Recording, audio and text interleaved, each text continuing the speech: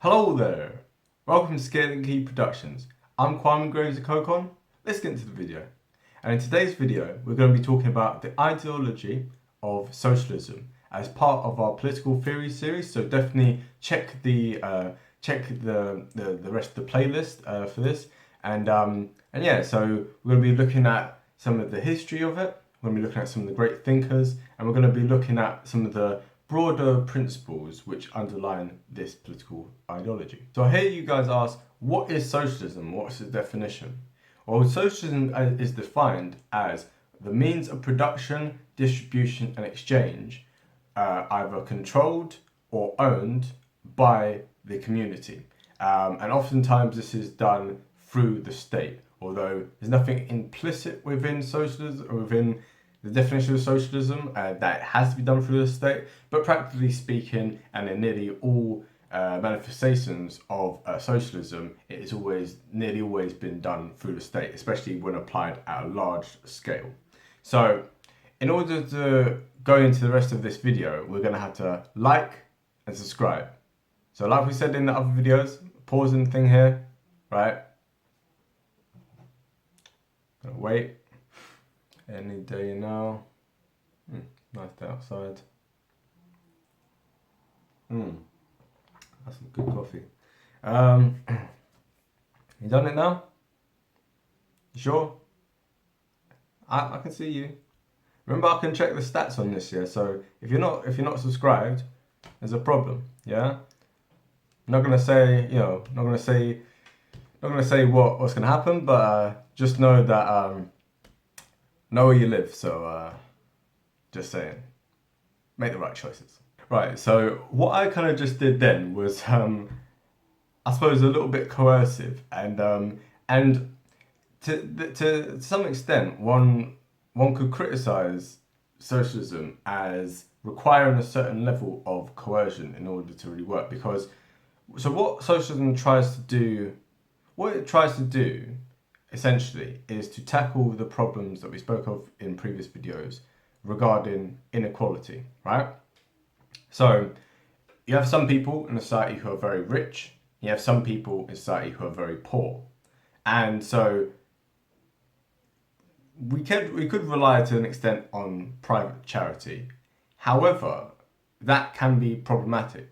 Because say for instance in a year, if for whatever reason the people with all the wealth decided that for whatever reason they weren't going to give money to charity, then that kind of leaves the poor at a disadvantage. If you have people either working on a field or working in a factory or working in an office or whatever, if there's no regulations, if there's nothing to stop the boss man from doing whatever he wants to do, then there's an inherent problem with that, because it means that the workers have no way of, they have no voice, they have no say, and so they are pretty much the argument goes, they are then exploited. Exploited. That's not a word. Exploited, right?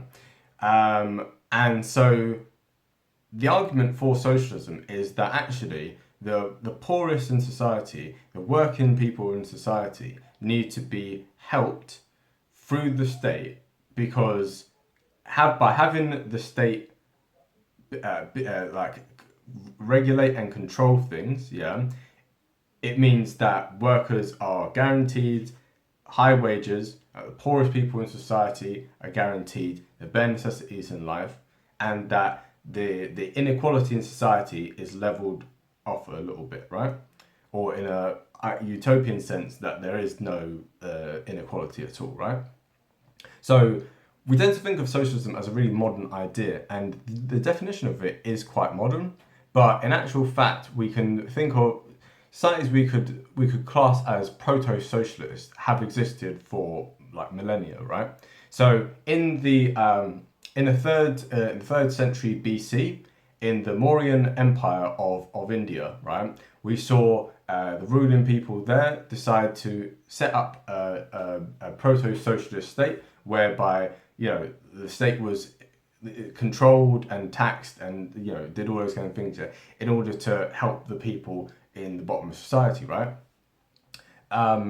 We also see or we see a critique of this kind of like proto-socialism in the works of Aristophanes. So Aristophanes was the ancient Greek playwright, and he parodied that the people of Athens, essentially had this kind of super egalitarian society, and he also kind of views it as a thing of he basically, because I believe he wasn't from Athens, so he tried to basically say that, oh, Athens is some mad place where like everyone's all equal, and oh god, even women have a say. Oh, perish the thought. And so we do start to see little inklings of it here and there and a few other places, right? And we also see it again in 500 AD, and I'm skipping a lot of centuries, but the history at this point ends up being quite sporadic, right? But in 500 AD, we have one of the Zoroastrian thinkers called Mazdak, right? And so this is like ancient Persia kind of thing, right? And or like ancient modern day Iran kind of thing. And he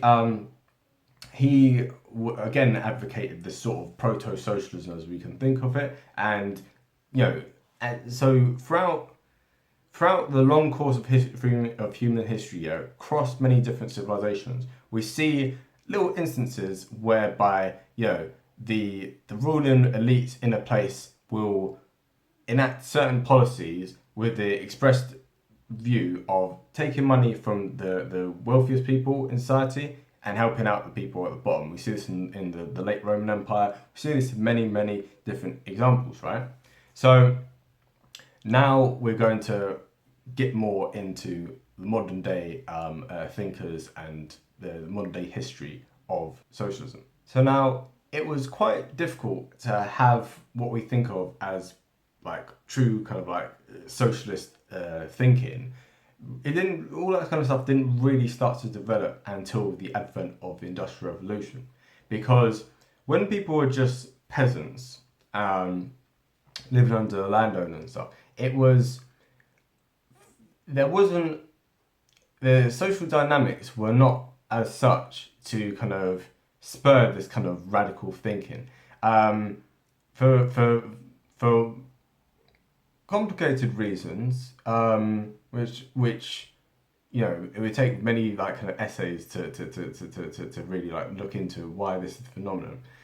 When we have major cities with large populations, which kind of like we end up having major like cultural hubs and stuff, right? We're having a great number of different ideas all melting together and stuff, right? We start to have this first kind of like sense of a metropolis, right? And for those who look at politics even nowadays, right, we see that the towns and cities tend to be the kind of petri dish, in which new ideas end up being sprinkled in, and there's a certain level of kind of radicalism, one could say, which is very different from the values of like the more rural surroundings, right? And so when we start having the Industrial Revolution and we have people flooding in to these cities, to go work in the factories, we start to see, I think for the first time, we start to see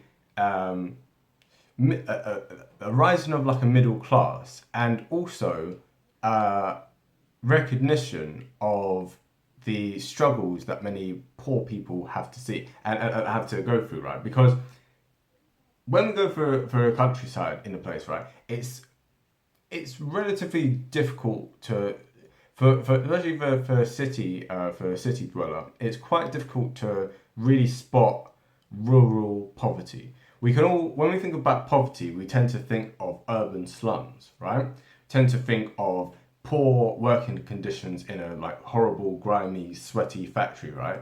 It's quite difficult when we're looking out wide open spaces and greenery and stuff. It's quite difficult to really understand just how poor some of those communities can be, right? But it's a thing of, in spite of the fact that many millions of people flooded to these cities, and obviously they flooded there for a better standard of living, it's a thing of and very few ever went back to the little village where they were from and stuff, because they wanted work and they wanted a higher living standard. That's why they took that risk, right? So, but for people who are not used to seeing that level of poverty, especially that level of poverty concentrated in such a tightly knit place, especially right next to their like wealthy neighborhoods and stuff, right? You start to see people go, hold on, this is so we're middle class, or we're wealthy, and we're seeing with our own eyes, just down the street, people live in extreme poverty. So when we have that, we start to see a lot of people, quite altruistic people and stuff, start to like really develop their ideas. So we start seeing, so with Thomas Paine, who we've mentioned before, he wrote in his book Agrarian Justice about the first instance of what one could think of as like a universal basic income, where he said that everyone, as soon as they reach the age of 21, should be given a lump sum of money, like to help them and stuff in life. And he said that also when people reach the age of, I believe, 60, they should also be given another lump sum of money in order to help them towards retirement, right?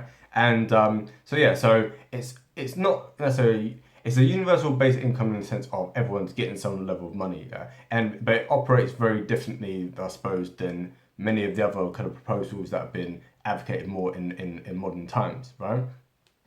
But we also have people like Charles Hall in 1805, like advocating for these same sort of provisions for the poor and stuff. And the actual term socialism ends up being coined in 1822, and it starts to develop as a political theory in Britain and France in about like the early 1830s, right?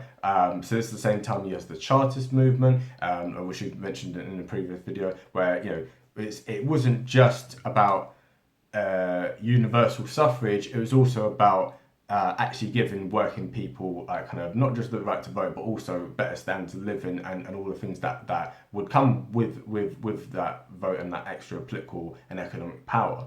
So we start to see more and more of a development of these ideas as the Industrial Revolution takes more and more hold on society and transforms society even more.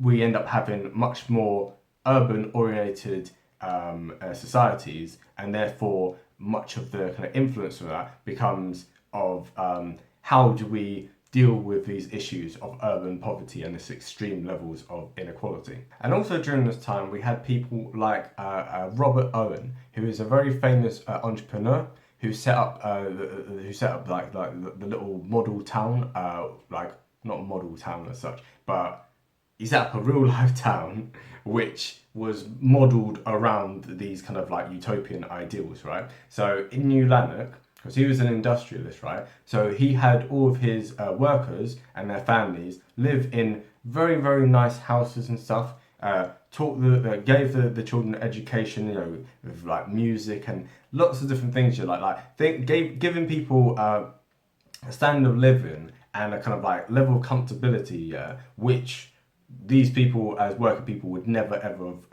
have had access to. And this is in the town of New Lanark, which you can still go to today to visit the museum of, right? So he was he advocated for co-ops. He advocated for an 8-day week, not 8-day week, an 8-hour day, right? So people in those days used to work from sun up to sundown, right? And they might not even get like a lunch break or anything like that. It'd just be work all throughout the factory, right? So he was the first one who said, actually no, just chill with that. 8 hours is enough in a day. Like in terms of productivity, we can get the best out of people with 8 hours. So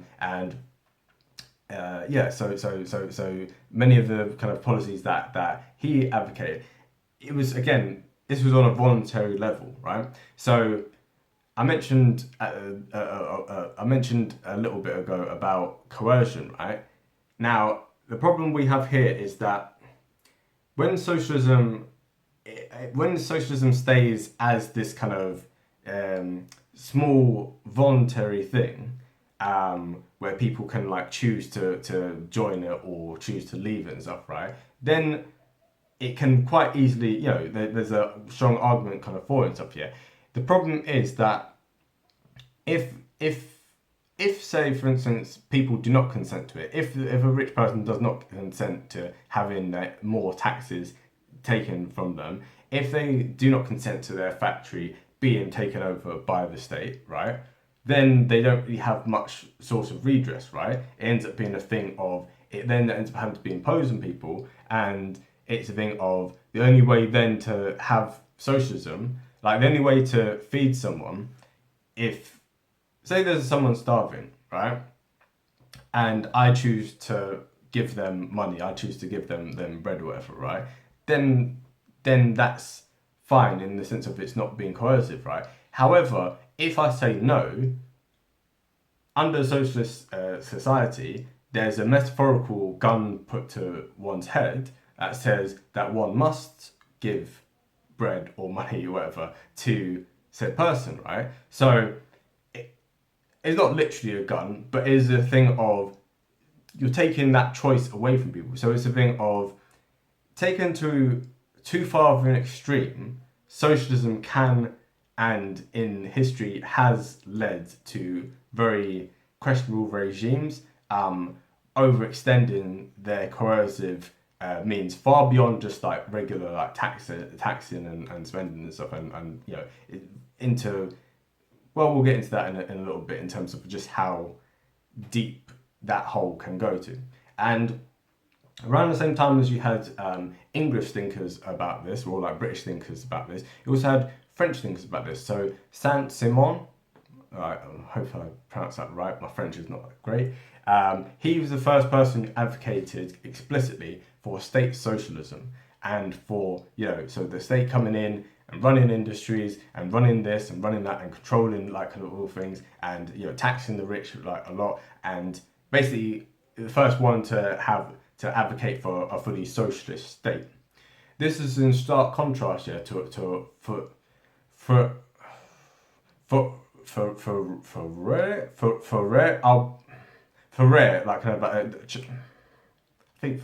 I can't pronounce his name. But this was the first person who, Charles Fourier, okay, so try and look it up. He was the first person who advocated for feminism, which was, again, pretty radical. Like the word feminism actually derives from him. And he also was advocating for communes, right? So what we can think of in New Lanark is an example of a commune. So a commune is where people voluntarily come into this kind of small utopian society where everyone is running things along those principles, right? No one's being forced to. There's no metaphorical gun put to anyone's head. And so it's kind of a voluntary kind of form of socialism. So already we can see the kind of debates between what one could describe as authoritarian socialism and more libertarian socialism. And I know that's going to mess with a lot of Americans' heads, like, how can you have libertarian socialism? It does exist, people. Check it out. It does exist. So now, going into the history of socialism, we start to see, even from the very beginning, there was elements to which what we think of as socialism became very atheistic, right?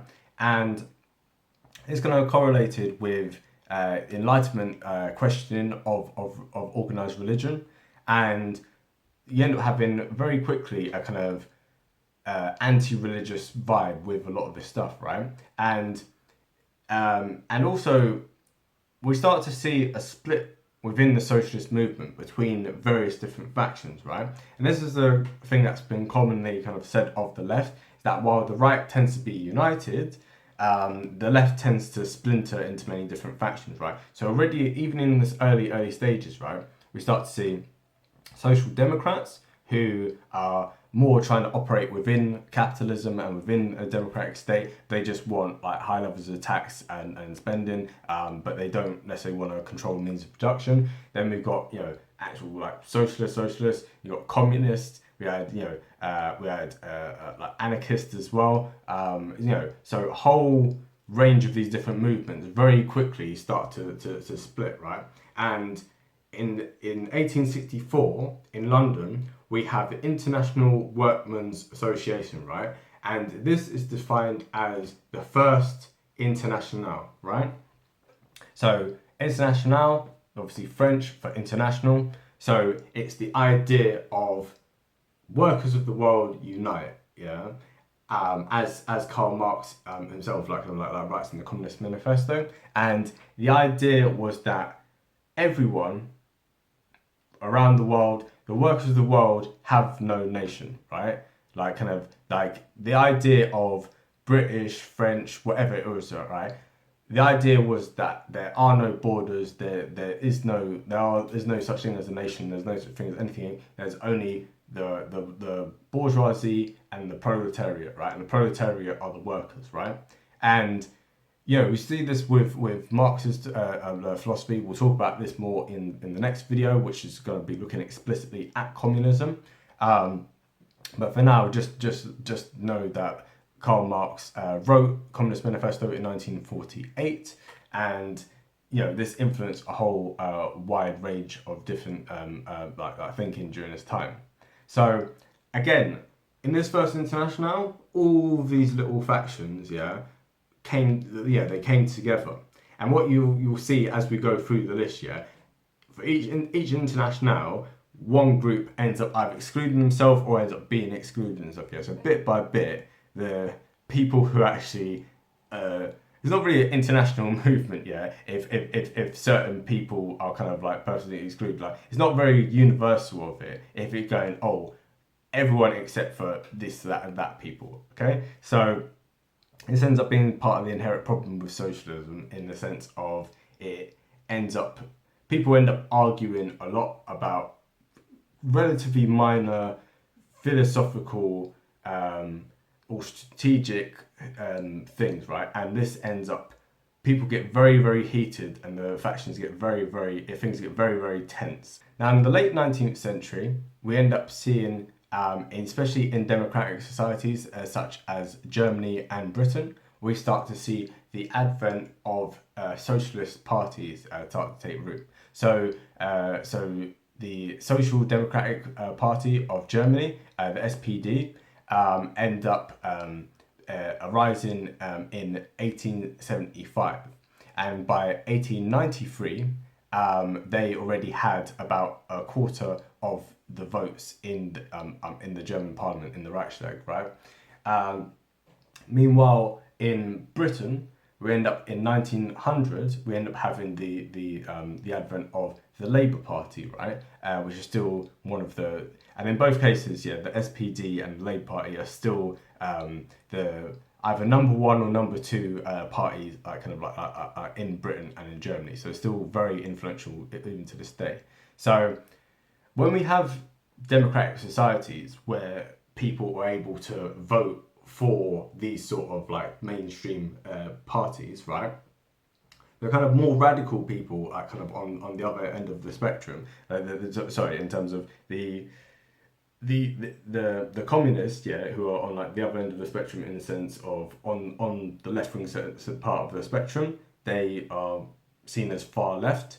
They really struggle with electoral politics, and this is why in almost no instances, barring Chile in 1970, do you ever see a Marxist ever be elected in a democratic election. And even there, it was a very, very narrow vote in 1970.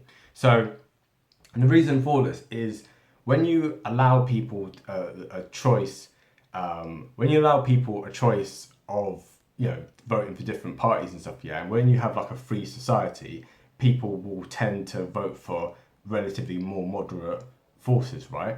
Because people are able to debate, people are able to, have an exchange of ideas, and, if people advocate something too extreme, then you'll alienate people in the middle. So the broader appeal is to have more reasonable policies that even your opponents don't mind if they get implemented. So we don't really see communism being implemented in any democratic society, right?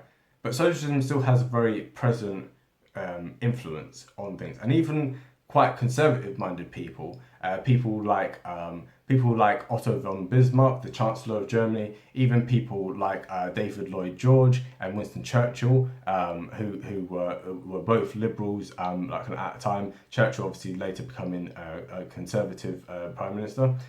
Even people like these ended up having to adopt some of the policies from socialism, like kind of having an old age pension, having a welfare state. So under the pressure from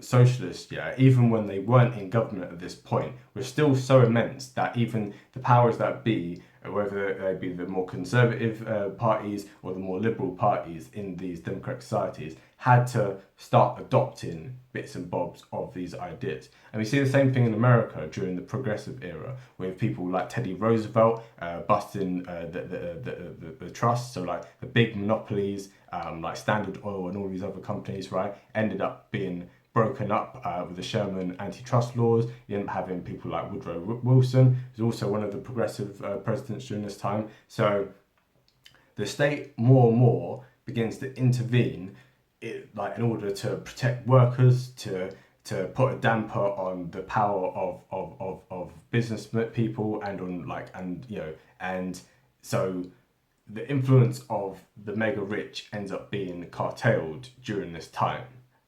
This is the first time we start to see governments actively intervene within an economy in this way for the protection of the lowest people in their society. However, in one democratic society during this time, there was a real flare-up. There was a real attempt to implement socialism, whether people liked it or not. And this example is in the Paris Commune of 1871. So in the wake of the Franco-Prussian War, the war that eventually led to the unification of Germany through the Prussian of France, right? France was invaded by Prussia, which later became Germany, and the fallout from that, the collapse of the French monarchy and the establishment of the French Republic, this all came in 1871. But in that chaos, people in Paris, rose up. Revolutionaries in Paris rose up and created a commune, and they segregated parts of the city off. They barricaded themselves in and said, right, we're now going to implement this revolutionary state. We're going to, much in the same way as in 2020 we see in Seattle with the Chaz. So the people wall off an area, don't let the authorities in, and say, right, we are going to run things in this way, right? And unlike in the Chaz, which eventually ended up just kind of disintegrating by itself and stuff, after a lot of chaos and anarchy and stuff, right? In Paris, it was brutally crushed by the troops, right? So there was a lot of fallout from this, right? Most of the main French revolutionaries during this time ended up being wiped out in this commune, right? But the people who came after them ended up, they were still bitter, obviously. And so that's why in 1889, we have the Second Internationale in Paris, which was, the 100-year anniversary of the French Revolution. And in this Second Internationale, we have, again, everyone there except the Marxists have now kicked out the anarchists, right? So everyone's allowed in this. This is an Internationale, except you anarchists, right? So again, we start to see more of this kind of like splintering and stuff, right? And so if we fast forward a few decades now, we end up with World War One. And there was a huge debate during this time, right, between people who are like the left-wing people in each country who were patriotic and who supported the war effort, and the people who said no, the working people of the world have no nation state. We are all united, right? This is a bourgeois war. This is an imperialist war. This is war of one set of capitalists with another set of capitalists, right?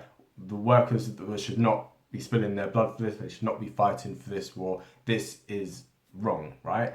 And the schism within this kind of movement, yeah, one could broadly think of as what came later in the Soviet Union, yeah, the division between world revolution and socialism in one state, right? So again, we start to see the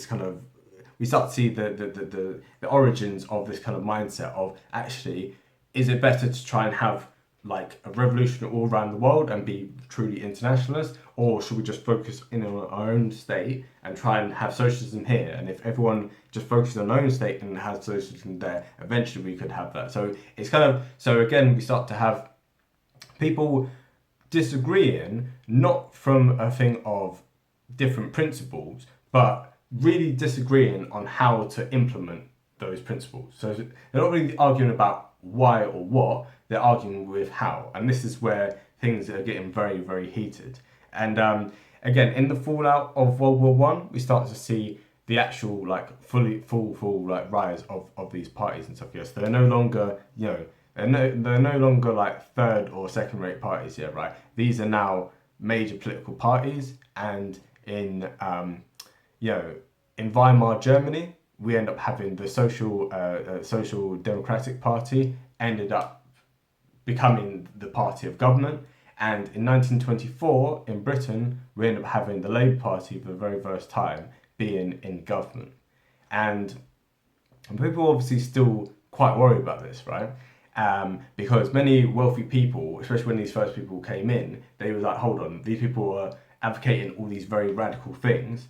This is going to be the end of capitalism. They're just going to come and take all our wealth. And what is happening now in the Soviet Union, because obviously the Bolshevik Revolution takes place in 1917. So people in the West are seeing all the things happening in Russia and are getting very, very worried that the same thing will happen here. But because of these schisms, because people in the West who are socialists look at what's happening in Russia, they also go, whoa, we see now what might happen if we take this too far. So we're going to implement some of the policies, but we're not going to have some other policies. And also, well, we don't want to scare our population by being too radical. And this is, again, where we start seeing more of a schism between social democrats and socialists, yeah, because they go, social democrats are like, well, actually, let's keep capitalism, but let's try and like fix it a little bit. And the socialists go, no, we actually need to actually get rid of capitalism. So again, you see more of it. And then never mind the communists who are fully like cheering on what's happening in Russia and saying we should have the exact same thing here. So it's all a very, very tumultuous time, and this leads on to World War II and the advent of the Cold War. So, with the destruction of fascism in 1945, yeah, like with the end of the Second World War, socialism ended up having a very strong position in the world, yeah, both on a kind of international scale and also on a domestic scale within many places around the world. The reason for this is twofold. One, socialists had, from their standpoint, a very moral claim, right? Because they had been the ones who had defeated the Nazis, right, with the Soviet Union, crushing, the Red Army, crushing the fascists, right? And then also because the socialists had been fighting fascism in Spain during the Spanish Civil War and had been arguing against fascism throughout all that time, people believed that socialism actually had got it right? There was other people obviously who had predicted the rise of Hitler and etc., and had warned against it, but for many different reasons, people also saw socialists as being ahead of their time in warning about the dangers of it. Second of all, at the end of World War One, people had promised a home fit for heroes for the returning troops, right? So this was, an end to the mass poverty and the slums and all that kind of stuff, right? And mass unemployment during the 20s and 30s. And so this is a very, to sum this up, we can take a quote that was often used by Tony Benn, who's a very influential socialist politician in Britain, and a prominent member of the Labour Party. And he was serving in the armed forces during World War II. And when he was on a boat back to England during that time, he remembered like being part of a debate that many of the soldiers on this boat were having. And one of them said something which always stuck with him and which really shaped his political outlook for the rest of his life. This soldier said, if you can plan for war, why can't you plan for peace? If you can have if you can have full employment killing Germans, why can't you have full employment building hospitals, building schools, building roads, building building decent housing for people? Why is it that when people were saying that there's no money for things, right? When it's during times of peace, there's no money for social welfare programs, right? During times of peace, but when there's a war, blank check, carte blanche, and you can just spend whatever you want and completely change like the whole economy and the whole way that things are structured, in a very short amount of time. So if you can do that for war, why can't you do that for peace? And so this was another very strong argument. This was part of the reason for, in 1945, there had been a landslide victory for the Labour Party during this time. And in Britain, you start seeing the real establishment of a welfare state where industries were nationalised and a full in-depth welfare system was set up. And you also had the advent of the National Health Service in 1948, right?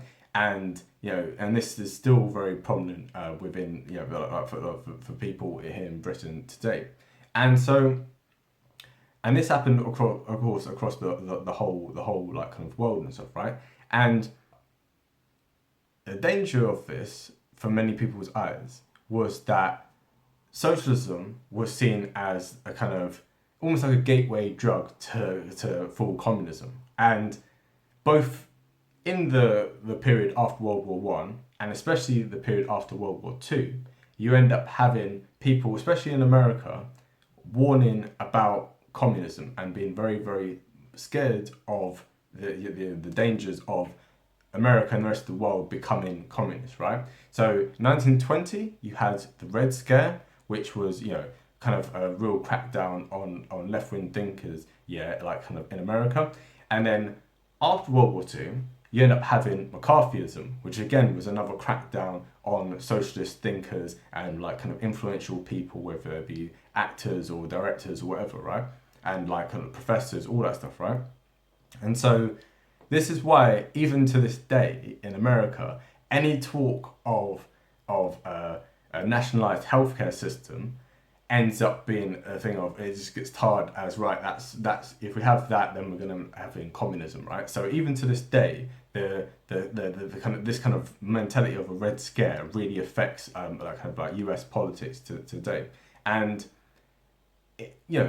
during this time, you didn't having all these things kind of set up, and they were hugely popular with a lot of people, especially working class people during this time. However, as the decades rolled on, many of these nationalised industries end up suffering from many different problems. It's a changing world, it's a more globalised world, and many of these industries end up ossifying and they end up stagnating and then becoming very inefficient.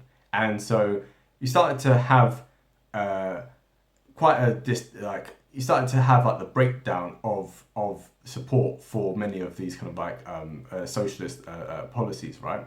And also in part because of these policies, and also in part because of just the general rise of living standards that one sees under capitalism, we start to have a more affluent working class, where more and more people go into the middle class and above. And so these kind of clear class distinctions, which we'd seen in the early part of the kind of industrialized era, where it's clearly bourgeois and proletariat, these distinctions end up breaking down. And so in the 1950s and 60s and into the 70s, you start to see a real division amongst kind of left-wing thinkings, and you start to see this especially in like the new era that we start seeing in the 60s, with all these different like kind of social movements, like starting with civil rights, women's rights, gay rights, all these kind of things, right? The anti-war movement, all of these end up causing a schism between a kind of metropolitan, like bourgeois, kind of like socialist kind of like thinkers and stuff, right? People who live in the cities, and they have these kind of cosmopolitan values, versus a more traditional working class, like kind of like patriotic kind of like mindset, right? And so we start to see in the 1960s and 70s the beginning of this schism between the kind of old left and the new left, right? And the echoes of that we again still see within the modern society that we live in now, whereby parties that have traditionally been the parties of the working class, whether that be Democrats in America or whether that be the Labour Party here in Britain, these, the people who before had always voted Democrat, had always voted Labour, now and became more and more conservative, right? Or rather conservative parties, whether it's the Conservative Party in Britain or whether it's the Republican Party in America, ended up attracting more and more of these people, because the new left was so culturally detached from many of these working class people and had such polar opposite values that the kind of counterculture ended up really rubbing with the more traditional culture that there had always been. So, this may seem like history, but this is really impacting the present that we live in today. And finally, most recently within our history, we are at a period since like the collapse of the Soviet Union, the end of the Cold War in the late 80s, early 90s, people touted it as being the end of history. That you saw it as the triumph of like liberal, like democracy, of neoliberal economics, where things are privatized, and start moving away from this kind of like top-down like state where there's high levels of tax, high levels of government control within the economy, and all of this for a period of maybe 20 years or so ends up becoming the new norm, where any kind of any inkling of kind of like socialist like thought and stuff is seen as something very backward, as seen as something like kind of it's a dead, it's on like kind of the so-called ash heap of history. And then you have the 2008 financial crisis, and the after effects, the aftershocks of that end up being this resurgence of socialism, right? This resurgence of appeal for this, right? Especially among younger voters, people who are born in society where they're very university educated, where there's not as many jobs available for them, where they come out of uni with huge levels of debt, and yet they're struggling to find jobs that will actually pay that debt down. And as a result, they at the same age, starting off in life, they're starting off at a lower position than their parents were at a relative the same age, right? So all of these combined end up having, people end up being very skeptical of capitalism, and so we see a resurgence of this. And this is what we see in both the Democratic Party with the rise of people like Bernie Sanders, and in the Labour Party with the rise of people like Jeremy Corbyn, right? And the people who are really in support of them there. But so far, speaking now in 2020, we've seen the more recent, one could say, the electoral defeat of socialism in these terms. So in 2019, the Labour Party is defeated in a landslide victory. In a landslide defeat, like by the Conservative Party, right, in Britain, and in America, in the Democratic primaries, the more moderate Joe Biden ends up defeating Bernie Sanders in the race for the 2020 primaries and stuff, right? So, sorry, for the 2020 US election. So, are these ideas fully dead? Have they been finally defeated? Well, again, to quote Tony Benn, we'll say this, right? There are no final victories and there are no final defeats, right? The struggle goes on, struggle continues.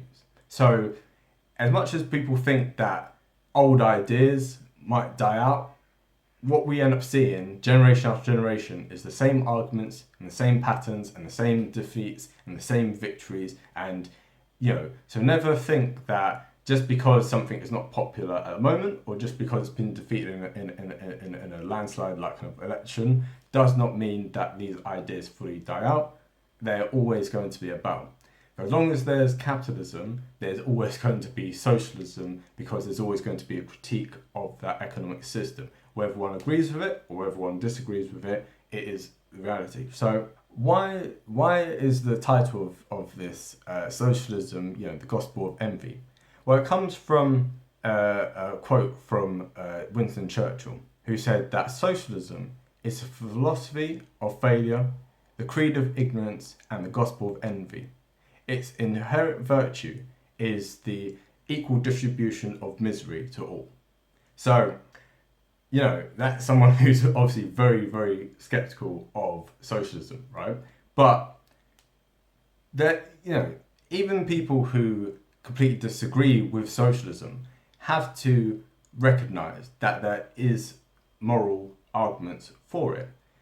There is always going to be inequality. There are always going to be the poor of the earth, right? Even Jesus said, the poor will always be among us, right?